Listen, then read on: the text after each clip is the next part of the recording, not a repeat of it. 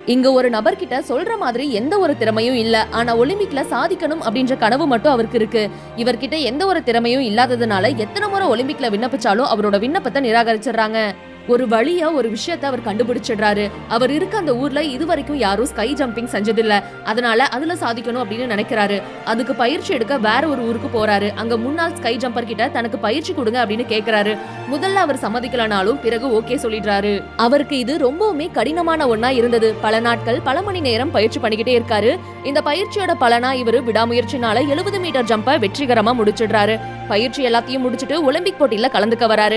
அங்க இருக்க எல்லாரும் இவரை பயங்கரமா கேலி கிண்டல் பண்றாங்க. இருந்தாலும் இவரு மனம் தளரல. இவர் இதுவரைக்கும் அதிகபட்சமா ஜம்ப் பண்ணது 70 மீட்டர் தான். ஆனா இப்ப இவரோட இலக்கு 90 மீட்டரா இருக்கு. அவர் பதக்கத்துக்காக இல்ல, தனக்காக விளையாடணும்னு நினைக்கிறாரு. யாரும் எதிர்பார்க்காதபடி அவரு 90 மீட்டரை ஜம்ப் பண்ணி குதிச்சிடுறாரு. அவருக்கு தங்க பதக்கமும் கிடைக்குது. அந்த ஊர்ல ஃபர்ஸ்ட் பார்ட்டிசிபேட் பண்ணி ஜெயிச்ச ஸ்கை ஜம்பிங் வீரர் அப்படின்ற பெருமையும் அவருக்கு சேருது. அங்க இருக்க எல்லாரும் அவரை பயங்கரமா பாராட்டுறாங்க.